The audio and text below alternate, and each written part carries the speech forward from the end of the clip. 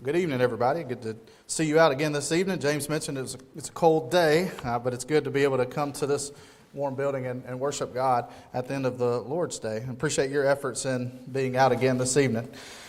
It's the holiday season. People are back home that have been away, and that's good. It's good to see all of those that are back with their families for the holiday season. It's a good time of year to have some time off work, spend time together, and we're thankful for all of those things. By a couple requests have been made that we talk about or we address the Christmas holiday. So that's what we're going to try to do this evening. I presented this same lesson 2 years ago. I think Greg talked about it last year. So if you were here 2 years ago, this may be all the same lesson, maybe, with some changes. But we want to talk about reminders about Christmas.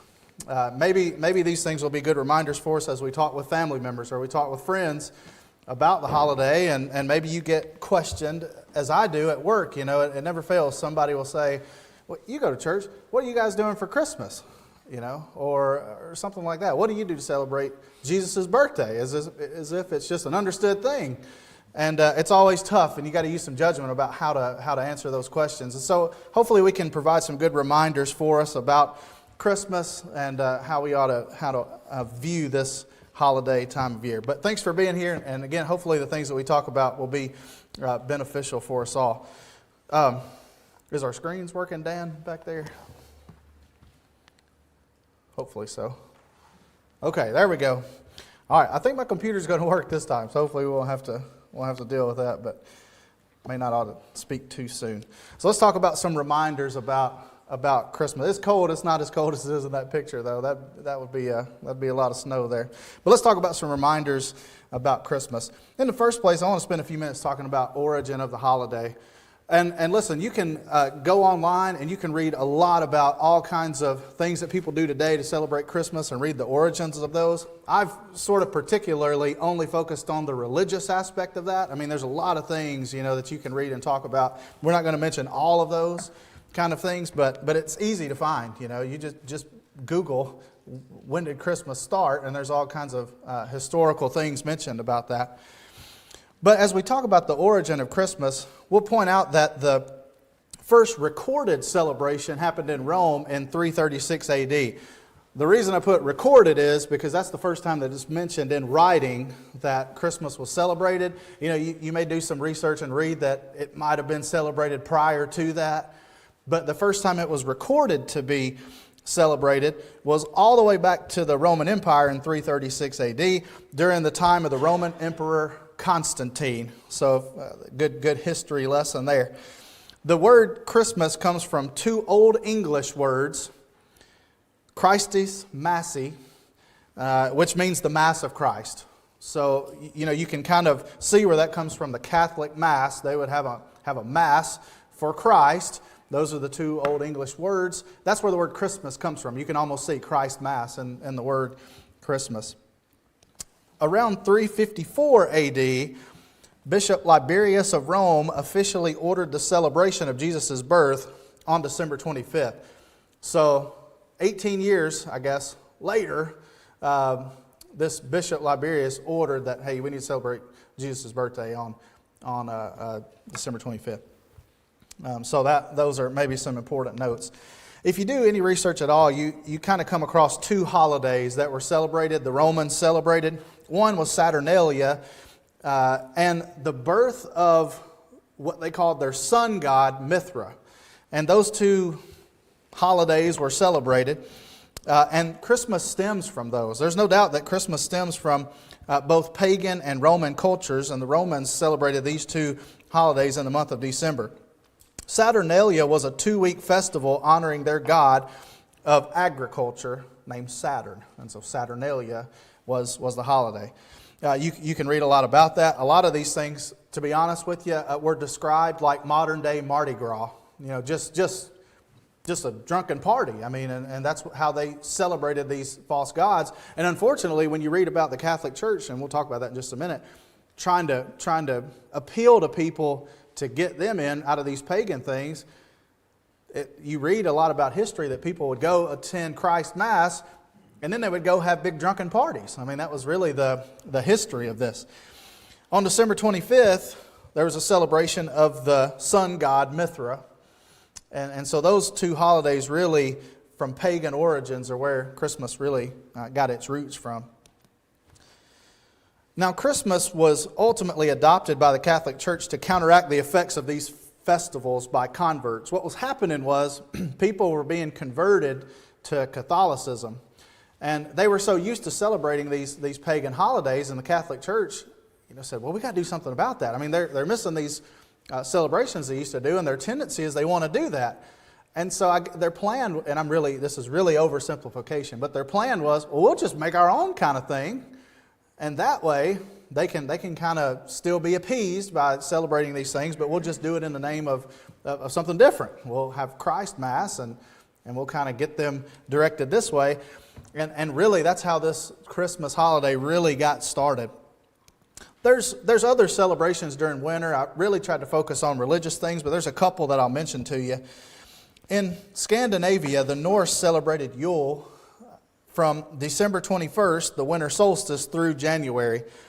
And in recognition of the return of the sun, at wintertime it's dark, days are going to start getting longer. And so in recognition of that, fathers and sons would bring home large logs. They would set them on fire. The people would feast until the log burned out, which could take as many as 10 to 12 days. And the Norse believed that each spark from the fire represented a new pig or a new calf that would be born during the coming year. So this was kind of their celebration that they did. The end of December was a perfect time for celebrating in most of Europe. I read a bunch of this on history.com. But at the end of the year, they would slaughter most of their cattle so they wouldn't have to feed them during the wintertime. And so it was the only time of year that they had a lot of fresh meat, a lot of meat supply. And in addition, they also, again, drinking parties, would happen during this time. I read in Germany that the people there honored the pagan god Odin during the midwinter holiday. Germans were terrified of Odin. They believed that he made flights through the night sky to observe people, and then he would decide whether people would perish or whether they would prosper. And so many people chose to stay inside during the winter times. And so the point we're just making is that there's a lot of these holidays and these celebrations that happen during the winter time. And again, the Catholic Church decided to try to redirect people. And again, all of it happened around the same date. This Bishop of Rome picked the 25th to celebrate Jesus' birthday. And then, there's a whole lot more that could be said, but then you kind of fast forward along throughout time and we get to where we're at right now. A couple more things that I'd point out is, Christmas was not always popular, which is really kind of interesting, and you can read about that. But in the early 17th century, there was a wave of religious reform, and it changed the way Christmas was celebrated in Europe. Puritan forces took over England in about 1645, and they vowed to rid England of decadence, and as a part of their effort, they canceled Christmas. Christmas was canceled. And so that's really interesting. But then Charles II was restored to the throne, and then the holiday sort of came back in. The Pilgrims who came to this country, they were English separatists. They came to America in about 1620. They were more orthodox in their beliefs, and so Christmas was not a holiday here in America. From 1659 to 1681, the celebration of Christmas was actually outlawed in Boston. And so if you were in Boston and you were exhibiting the Christmas spirit, you would be fined 5 shillings. Thought that was interesting. We're not going to do Christmas in Boston. They had it outlawed. The Jamestown settlement where Captain John Smith was at, he reported that Christmas was enjoyed by all and passed without incident. So there were some people celebrating it, some weren't. After the American Revolution, English customs totally fell out of favor, and so Christmas wasn't declared a federal holiday until June 26, 1870. And so this is relatively new. I think most people today would just say, well, we've just always done these things. We've always celebrated Christmas. But that's not really the case in this country. That's when it became a federal holiday. Now, I just want to stop for a minute. We've thrown out a lot of facts, but one thing that's interesting to note is we haven't looked at one Bible verse at all.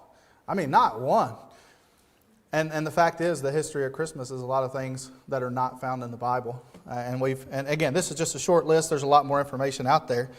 But anytime we look at the Bible, and I'm getting choked up. Anytime we look at any subject from the Bible perspective, and if there's no verses about it at all, that should be our first clue that, hey, this is something that we need to perk up and say, we can't do that. There's no scriptures to back it up at all. But Christmas is foreign to the Bible. I thought about putting some quotes from like History.com and a bunch of these websites. They even say, is Christmas in the Bible? No, the Bible doesn't mention it at all. And I think that's really interesting. And so this time of year, people use phrases like, Jesus is the reason for the season. Or let's keep Christ in Christmas. Or let's remember the real meaning of Christmas, And it's just really interesting because who put Christ in Christmas in the first place? Was it God? No, it wasn't. It was not. It was. We find that some pagan worship and then the Catholic Church. The Bible doesn't mention it. So if we talk about the origin of the holiday, the first thing to remember is it's not a biblical holiday. I want to jump to talk about some Christmas myths. There's some myths about Christmas that are out there, I think, that are maybe commonly believed, but just really aren't true. And the first one is, of course, if you talk about the first Christmas myth, is that Jesus was born on December 25th. There's a lot of, I think I've seen cards and decorations say, Happy Birthday, Jesus, that he was born on December 25th. That is a Christmas myth because that is false.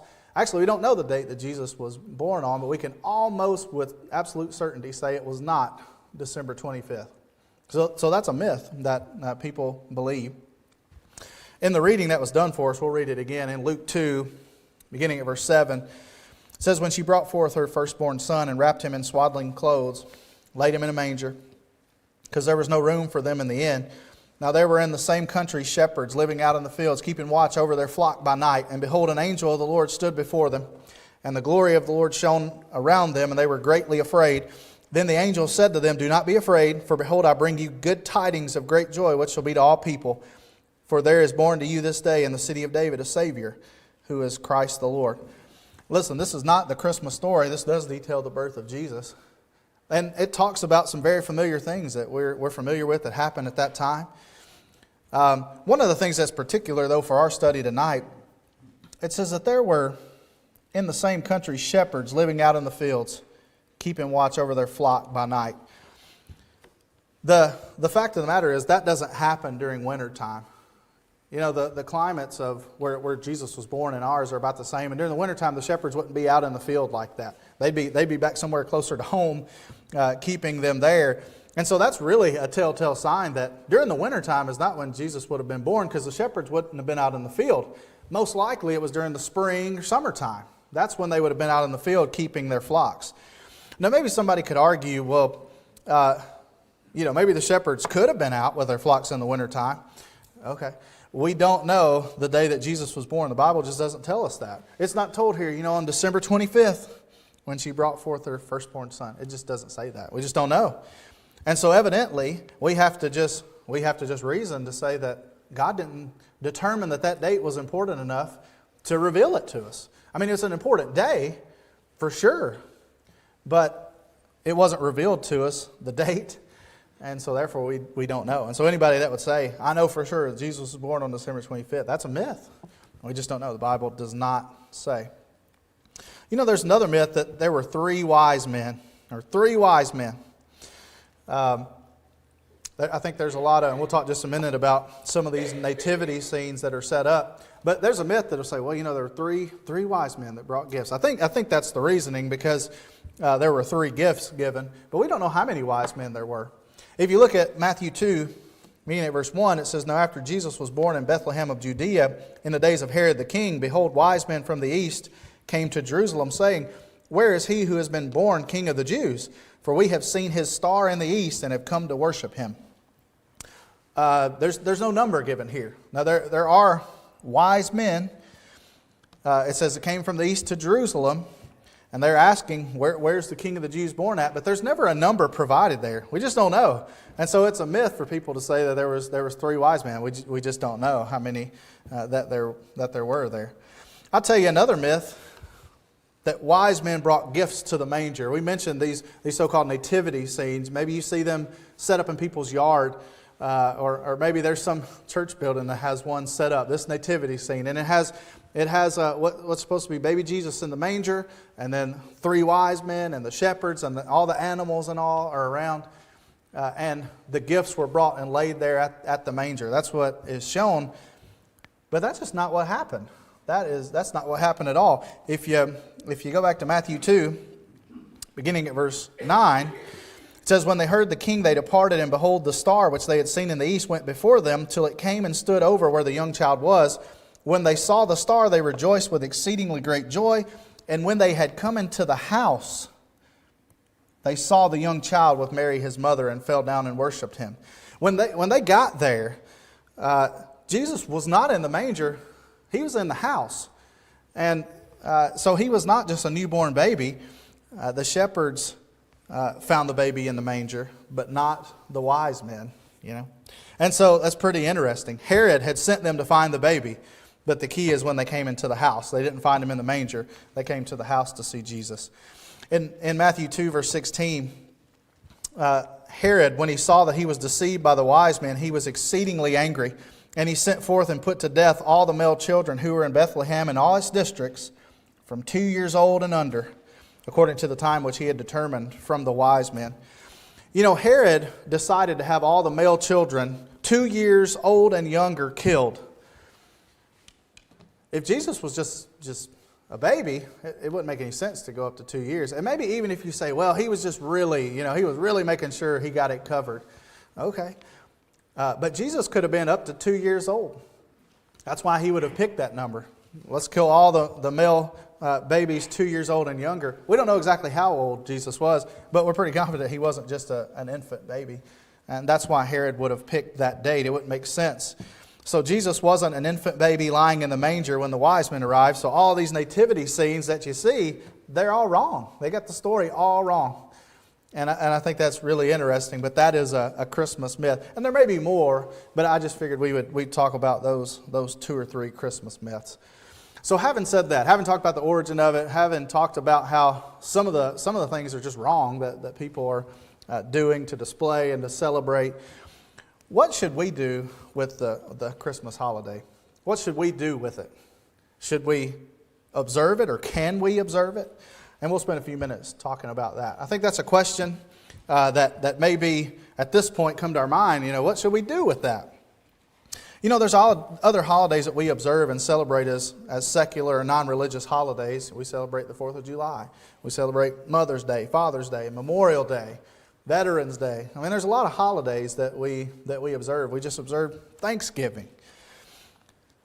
I guess the question is always, if it began as a pagan holiday, can we as Christians participate in that?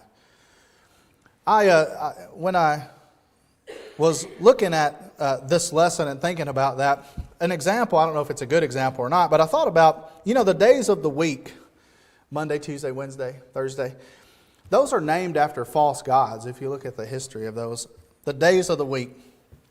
And so I have, we used to, we're in a camper now, but when we're in our house, we usually have calendars hanging on the walls. Would you say that I'm a false god worshiper because there's a calendar on the wall? We don't think about that. Nobody associates the days of the week with false pagan gods. But I could, though. I guess if I dedicated each one of those days to false gods and wanted to make that connection, well, then that'd be wrong. But we don't do that. The days of the week, the names of the days of the week are associated with false gods, but we don't draw that connection. And so, with Christmas, if you see, you're driving to the services, you see lights on somebody's house, do you automatically assume that it's being celebrated as a religious holiday? Maybe you do. I don't just automatically assume that, unless, they have a cross up or a star or something like that. I think actually a lot of the denominations are pushing hard to make it more of a religious holiday because it has become so secularized.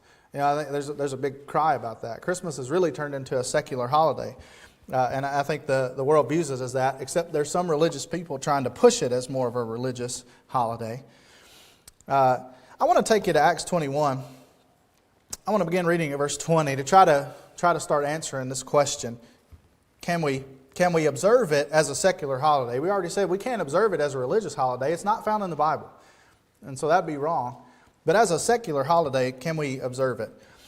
In Acts 21, beginning at verse 20, it says, "They said to him, 'You see, brother, how many myriads of Jews there are who have believed, and they are all zealous for the law. But they have been informed about you that you teach all the Jews who are among the Gentiles to forsake Moses, saying that they ought not to circumcise their children, nor to walk according to the customs.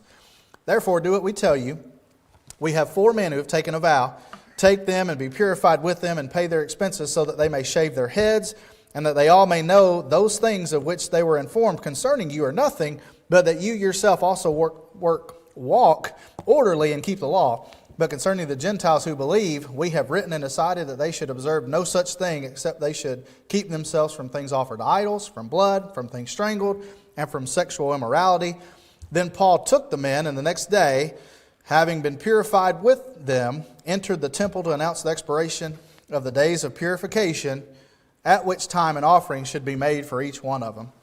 All right, so Paul complied here with the ordinance of purification, even though the law of Moses was of none effect. I'm not sure this is the best argument to make, but Paul did this so that others would see him. There were some maybe that were weak, maybe Jewish Christians, and Paul was removing an obstacle from his ability to teach them by doing something that he didn't want to violate the law, and he didn't violate, obviously, the new law by doing that. Up here, this you've been informed that you teach all the Jews who are among the Gentiles forsake Moses. They ought not circumcise their children or walk according to the customs. Did Paul have to do this down here, these days of purification? He didn't have to, but I think he was removing an obstacle there. So in other words, he did something that he didn't have to do just so he wouldn't offend others. He complied and he did these things of purification so that he removed an obstacle so that he could teach others. But it would have been a violation for Paul to go and say, "You've got to do this. You've got to go back and keep the law of Moses." Obviously, that would have been wrong. What he did might have been an act of religious significance to them, but not to him. Now, again, that's not exactly what happens today. It does show that it's not necessarily wrong to do something that some people may view as religious. That's the point that we're trying to make. Maybe that's not the best argument. Let's look at a couple more. I want to go to 1 Corinthians 10 and begin at verse 25. Here we want to talk about eating meat that was offered to idols. 1 Corinthians 10 verse 25 says, "Eat whatever is sold in the meat market, asking no questions for conscience sake. For the earth is the Lord's and all its fullness. If any of those who do not believe invites you to dinner and you desire to go, eat whatever is set before you, asking no questions for conscience sake. But if anyone says to you, 'This was offered to idols,' do not eat it for the sake of the one who told you and for the conscience sake. For the earth is the Lord's and all its fullness. Conscience, I say, not your own, but that of the other. For why is my liberty judged by another man's conscience?" All right, so here in this pagan city of Corinth, Corinth was a pretty rough city. We could probably compare Corinth to like modern day Vegas, and just kind of get that image in your mind. There was a lot of pagan things happening there. And so what was happening was people were offering animal sacrifices to idols. Pagan worship. And then they would take that meat and go sell it in the markets, in the common marketplaces. And so Christians began, and you can understand that, Christians began to question among themselves, should we eat that meat? I mean, that meat was offered to idols. Should we eat that or no? And so they were kind of questioning that in their mind. Paul's answer was, really, this shouldn't be an issue for Christians. He said, you can eat that meat. Let's see, if anybody invites you to dinner, you desire to go, eat whatever is set before you, asking no question for conscience sake. You can eat that meat. But if anybody says to you that this was offered to idols, so there's the question. Well, this meat was offered to idols. We might not ought to eat this meat. He said, do not eat it for the sake of the one who told you and for conscience sake. And so if it's going to offend somebody else, if somebody says, hey, if you eat that meat, you're approving of pagan idol worship. And you could say, no, I'm just eating the meat. It doesn't mean anything to me. And somebody says, well, I think you're a pagan idol approver because you're eating this meat that was offered to idols. Then Paul said, don't eat of it then. Don't eat of that. He goes on down here to say, conscience, I say, not your own, but that of the other. If it's gonna offend that other person's conscience, then don't eat of it. Don't offend somebody else's conscience by causing them to think that you're engaging in some kind of pagan religious practice by eating that meat. But back up here to the top. Eat whatever is set before you. Don't ask any question for conscience sake. So in other words, Paul said you can eat that meat if your conscience is good with that, because we don't care about pagan idol worship. That's all false anyway. We're just eating meat. We're just eating dinner. Then he said that you could do that. I'll tell you in another spot in Romans 14, beginning of verse 21, it says, it is good neither to eat meat nor drink wine, nor do anything by which your brother stumbles or is offended or is made weak. Do you have faith? Have it to yourself before God. Happy is he who does not condemn himself in what he approves, but he who doubts is condemned because he does not eat from faith, for whatever is not of faith is sin. So don't violate your conscience. In other words, is what Paul said. If your conscience bothers you because of, in this case, eating meat, if that violates your conscience, then don't eat the meat. If you don't eat from faith, whatever is not of faith is sin. Don't violate your conscience. But if your conscience does not bother you, then you can eat the meat. So we're trying to draw this comparison from eating a meat and celebrating this Christmas holiday. Don't violate your conscience. If your conscience bothers you because of the origins of the holiday, if you say, I just can't really go along with it because it started out with pagan origins, there's religious connotations there, well then don't celebrate it if that's going to offend you.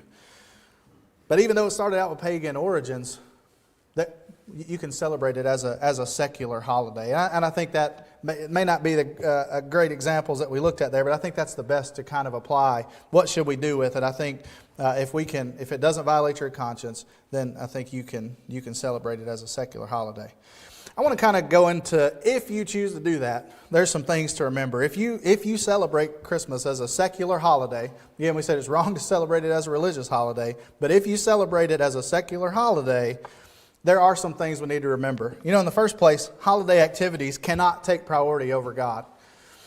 Jesus said in Matthew 6:33, but seek first the kingdom of God and His righteousness, and all these things shall be added to you. Jesus said that in the Sermon on the Mount long ago. It's still true today. The kingdom of God should be first. We need to seek after that first. And so holiday activities can't take priority over God. God should be first no matter what's going on. This year, Christmas falls on Wednesday. Christmas Day is Wednesday. A lot of other things we could be doing. And a lot of other things we can be doing that aren't necessarily wrong. But on Wednesday night, what are you going to do? Well, the family's trying to get together then. And they're trying to get together right at 6:30. And that is really going to mess things up for me to come to Bible study. What should we do? Well, I tell you, our attitude should be, well, I'm going to go to Bible study. We meet at 7 o'clock. And that's what we need to do. And I tell you, if your family wants to meet, then come to Bible study with me. The most important thing is God. It's not any holiday. And so I think that's something that we should take that off the table. The first thing we should be doing is putting God first. There's a Babylon Bee article. I know some of you read Babylon Bee. It's a satirical site, and they just kind of put together things that are jokes. They really criticize. Maybe criticize isn't the right word, but they poke fun at religious things and a lot of political things. They had an article titled, "Church Honors Birth of Jesus by Canceling Worship Service." And this article is written like it's interviewing a preacher, and it says the preacher said, quote, "We want to show respect and adoration to our Lord around Christmas by calling off all services." The article goes on to say if things go well, church leaders may decide to cancel services at other times throughout the year, such as Easter, Independence Day, and Earth Day.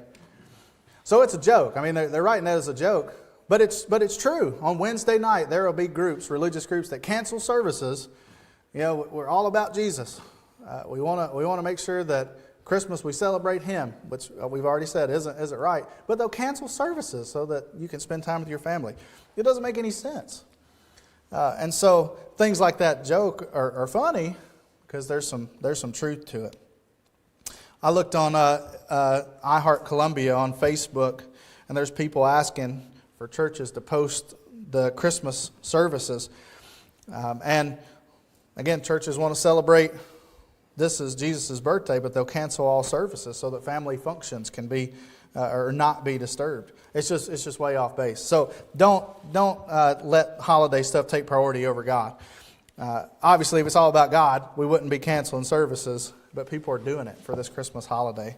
I'll tell you another thing we ought to beware of. I don't have any Bible verses about this, but I think we need to beware of the religious aspects of the holiday. If you choose to celebrate it, be aware of the religious aspects. So I don't need to put a nativity scene in my yard. We already talked about it's not the right setup anyway. They're missing all that point. But if you put a nativity scene in your yard, you're appealing to the religious aspect of that. And that would be wrong. Christmas was not something that God said that we ought to remember. Jesus didn't say, remember me by celebrating my birthday. None of that happened. And so that would be something that we shouldn't do. I like some of the Christmas music. I like some of the Christmas songs.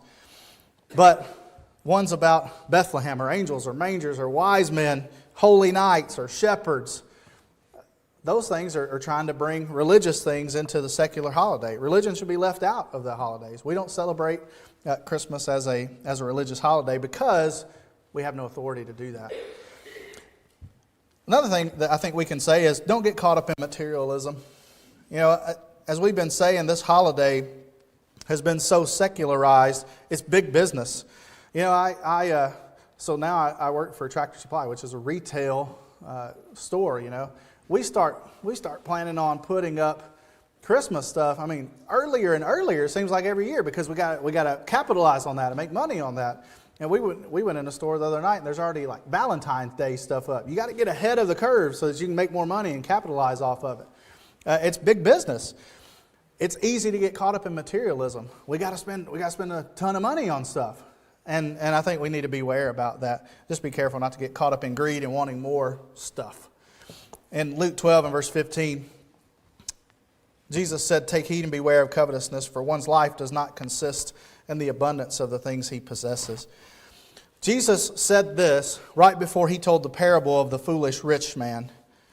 You know, that man tore down his barns to build bigger ones, and he was ready to kick back and take it easy. You know, he had a lot of material wealth, and it's time for him to take it easy and just coast from here on out. But our life isn't about the things that we have, the things that we possess. It's not wrong to have possessions, but we can't allow, that's not what life is about. That's what Jesus was talking about. In that same chapter, down at verse 20, in talking about that foolish rich man, God said to him, "Fool, this night your soul will be required of you. Then whose will those things be which you have provided? So is he who lays up treasure for himself and is not rich toward God." It's not wrong to have possessions, but that can't be our main focus. And that was the problem of that foolish rich man. He was foolish because he was all caught up in his possessions. That was the most important thing to him. That was his focus. But being rich toward God would mean working toward the goal of heaven, having that as our main focus, and keeping our priorities straight. Because like what happened here, all the things he got, all the things that he have, if your soul is required of you, if your life comes to an end, those things are going to be somebody else's. Life shouldn't be all about stuff. And I think that's hard to do maybe sometimes during this time of year. All right, I want to spend a few minutes. We're almost done here. Hang in there with me. I want to answer some objections. Maybe somebody comes to you and objects and says, "Are you not thankful for the birth of Jesus? You know, you all are just totally not thankful for the birth of Jesus. If you're not doing anything special, you're just not thankful that Jesus was born." So maybe somebody offers that objection to you. I think I can speak for all of us when we say that we are absolutely thankful that Jesus was born. I mean, that's just ridiculous. Of course we're thankful that Jesus was born. Oftentimes when somebody leads us in prayer, something is mentioned about the fact that we're thankful that Jesus came to this earth. Now maybe we don't say thankful Jesus was born, but we're thankful that he came to this earth. We understand Jesus was born. We're thankful that he came. We're thankful that he fulfilled the Father's plan. The Scriptures report the fact that Jesus was born. We already read that. We understand that that's true. Jesus' birth demonstrated fulfillment of prophecy, but the Bible remains absolutely silent about when the event took place or any celebration of it. That's all. We're thankful Jesus was born. We just don't have any direction on how to celebrate it, and so we can't. It's not authorized. And so I think that's maybe how you answer that question, or try to. I'll tell you in 2 Peter 1 and verse 3, it says, "As His divine power has given to us all things that pertain to life and godliness, through the knowledge of Him who called us by glory and virtue." I got pertain in there twice. But all things have been given to us pertaining to life and godliness. Christmas wasn't mentioned, so therefore we draw the conclusion that it must not be something that God wanted us to do, obviously. Maybe somebody objects and says, shouldn't the church get involved? Some people are perceptive to religious things this time of year, and so maybe the church should capitalize on that. This is a really important time for us. We can get involved and do some kind of something as a church. Shouldn't we do that? Maybe somebody objects. Well, some don't celebrate anything at all. Others celebrate the holiday like any other man-made holiday without any religious ties to it. Again, honor your conscience in that. But the fact of the matter is the church has no authority to celebrate Christmas as a religious holiday. We've already said that. There's churches that are putting up Christmas trees and holiday decorations around the building. Other churches are having special Christmas services, candlelight services. Some are having Christmas plays and concerts and dinners, and that's several issues all wrapped up into one. The fact of the matter is there's no command, example, there's no inference in the Bible that the Lord's church should do things special like that to memorialize the birth of Jesus, right?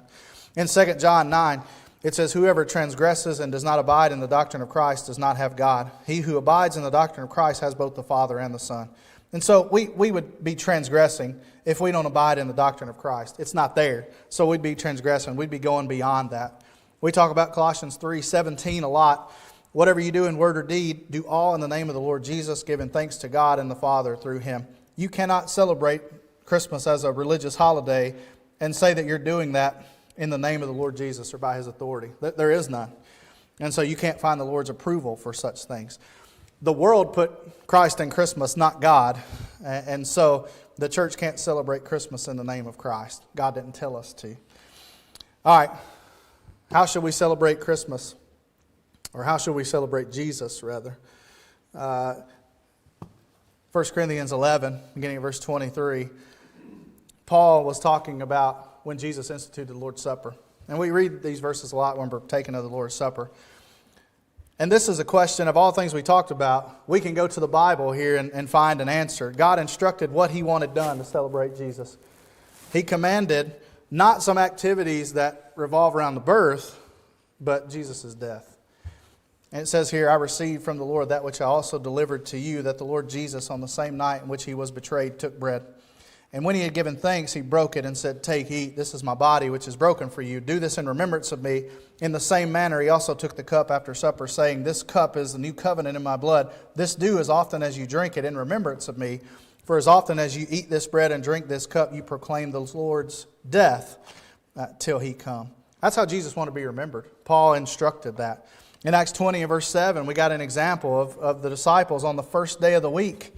They came together to break bread. They partook of the Lord's Supper. And so that's how it's done. That's when it's supposed to be done. We infer that that's every first day of the week, and that's why we do that. We read about that in the Bible.